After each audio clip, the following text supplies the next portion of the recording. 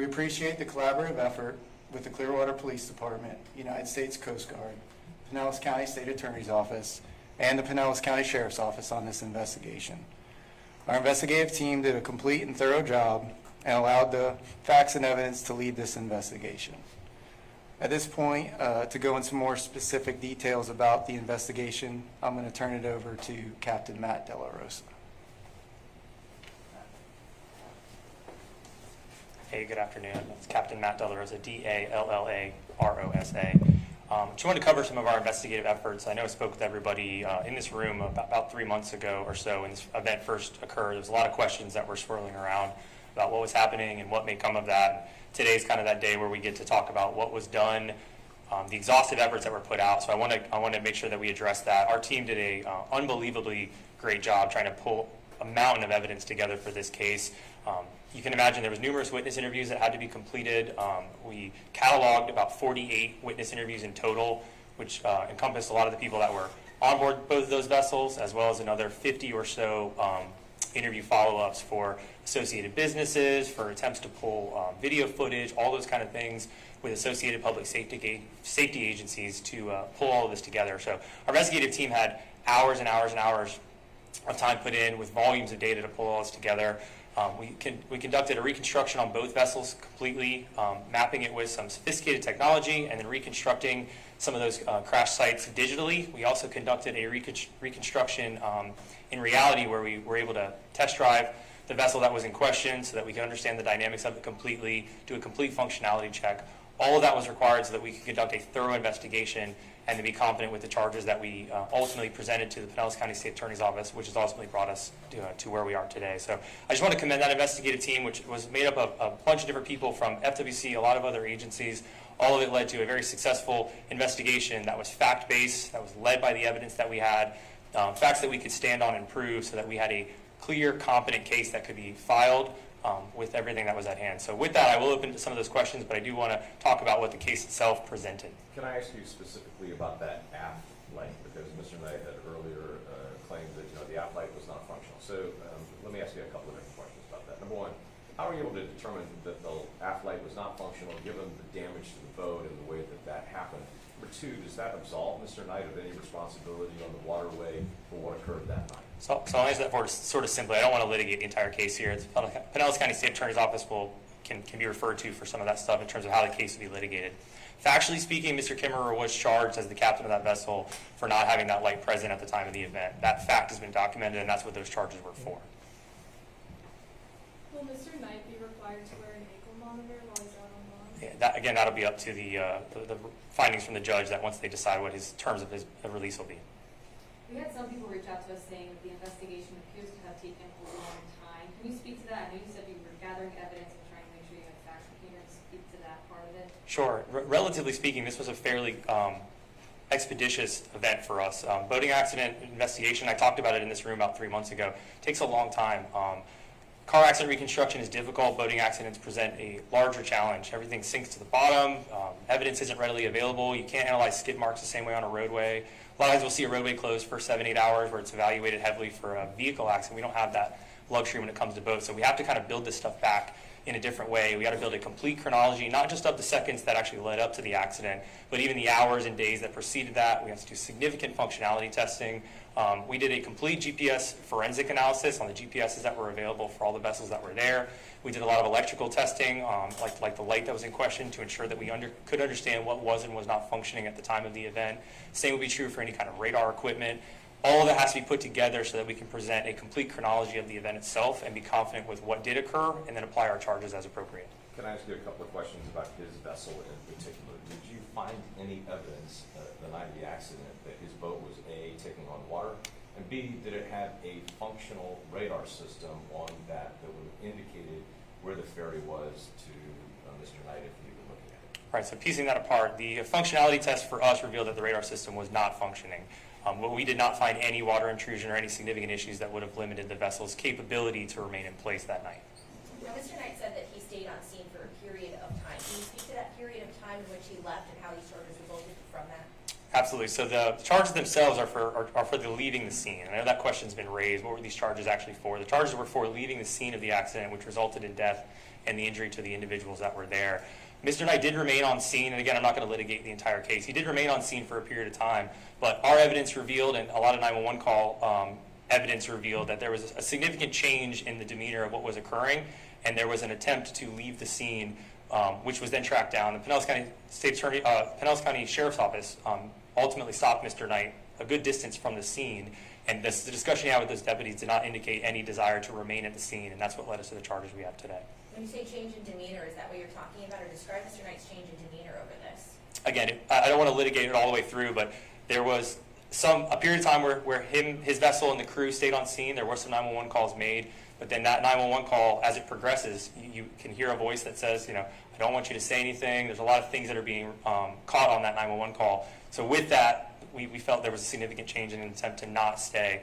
When you add that to what the Pinellas County State Sheriff's Office encountered, there was no attempt to actually complete the exchange of information, rendering all the aid that's possible, as well as if you're looking for the ability of emergency services, all of that would have been at the scene. There was no need to actually leave the scene itself. You think we'd be here today having a press conference if you had just taken responsibility from the start? I don't want to get into the what ifs. We had the facts that we are, and we filed our charges based on those facts. Now, that search warrant, I remember it saying that he was telling passengers on his boat to not call 911 or people to not call 911. Do you see any possibility of future charges stemming from that or anything to do with that topic? I feel confident with the charges that we filed. They're fully fact-based. They're based on the chronology we built, and we'll stand behind the case that we filed. Was Mr. Knight complicit with law enforcement throughout this 3-month period? It's kind of a long period.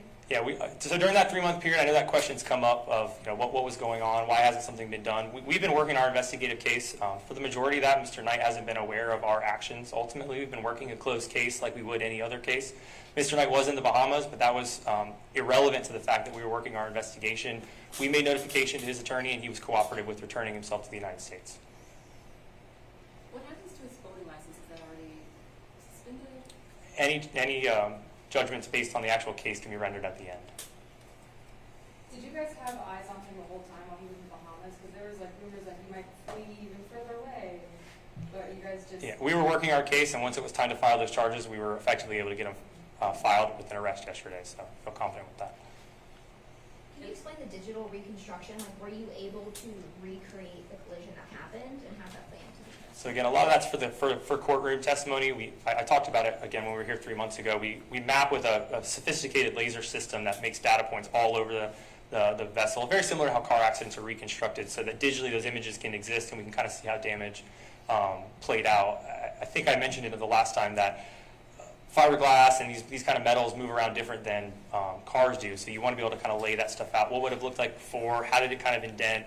What kind of flexibility was existing so that you can really place where people were and what would have happened in the accident, so we can explain the dynamics of the crash and understand what occurred. And the stern line, is that a misdemeanor charge? Yes, ma'am, that's a So misdemeanor. outside of the 3 misdemeanors, 1 from the ferry and then 2 for Knight for proper lookout and whatever the second Safe one. speed. Outside of those 3, which have to do with the actual collision when it happened and who, I guess, was at fault, and could any more charges stem from why the collision happened? Yeah, currently, the charges we filed are what we're happy with in terms of the investigation being complete at this point. If the Pinellas County State Attorney's Office wants to make any additional information, they can, based on our entire chronology and investigative report that was submitted. But the charges we recommended are what we talked about today. Can you explain to our viewers who, when we go back to the timing of an investigation, and, a lot of this through videos that we saw, through what we heard after the crash, and whether he left or whether he didn't leave. The people wondering at home, why evidence matters and, when it all comes into play, how it's going to come into play for the courtroom. Can you explain, why it matters that you guys have sufficient evidence before making these arrests and how that takes time?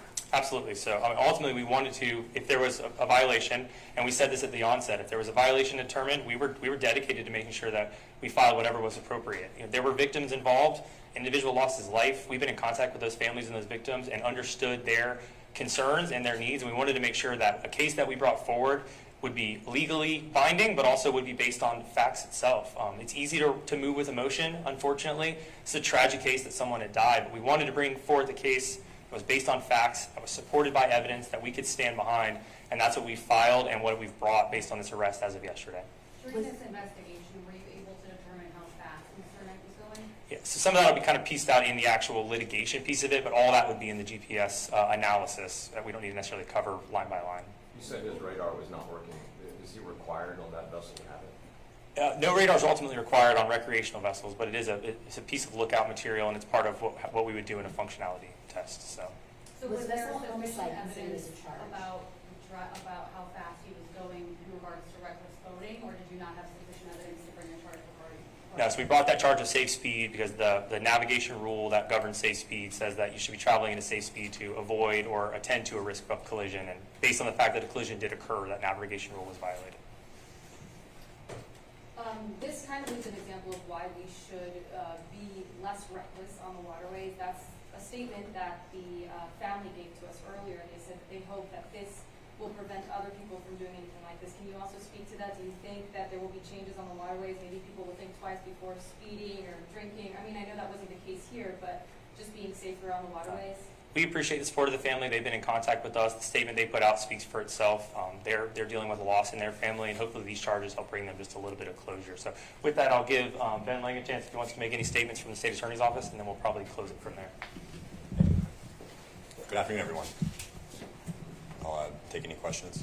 Was vessel homicide considered as a charge?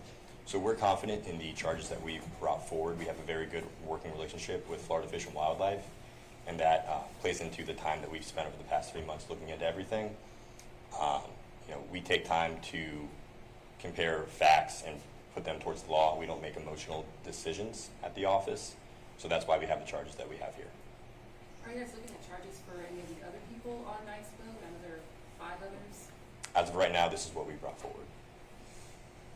Mr. Knight has a history related to incidents on the water. In looking at the totality of the case, was there any evidence to suggest to you that maybe he shouldn't have had a boating license and been out there to begin with? I don't have any information on that. We're aware of the prior incidents, but again, this is a separate case, and this is what we're looking at and what we're working with. So during this time, his license is not suspended. Does that mean, because I know he's bailed out, could he use his boat again, or could he operate another? My understanding is a condition of his bond was that he was not to operate any vessels. Will you ask him to surrender his passport? I'm not going to comment on anything outside of that. And now that he is on bond, what is next? Is he going to have an ankle monitor, or does he have to be on house arrest, or no? That would be up to the judge. Right now, the next step would be his first appearance at arraignment. Can you just speak to the arrest? Like, what does it mean for you guys to know that this man has been arrested, facing charges for this incident that left one person dead and several others injured? Well, obviously, this was a very tragic case that occurred, and we've taken the time over the past 3 months to look at everything, not make any emotional choices or reactions, look at the evidence, look at the facts, compare everything to the laws that we have, and that's how we've gotten to where we are today. Obviously, we are happy with the position that we're in, and we're confident with the charges that we're bringing forward. Mr. Knight was ultimately cooperative and did come back from the Bahamas, and so now we're starting the next leg of the case. In terms of the next part of the case, are you looking to litigate this to trial, or are you looking to leave this out? What's your next steps? So ultimately, we'd be going forward. We're filing charges. We have 8 counts of leaving the scene, and that's what we'll be going forward on. And how that plays out, we'll have to see. Thank you, guys. That's all the time Thank you. we have. Thank you. Appreciate it.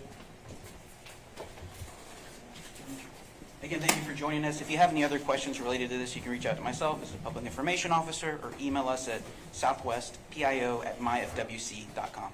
Thank you so much for your time. Thank you very much.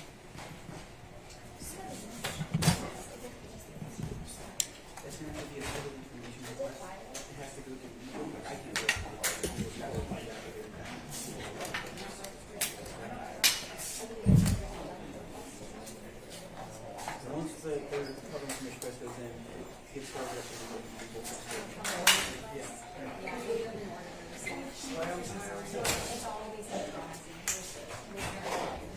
I'm sorry.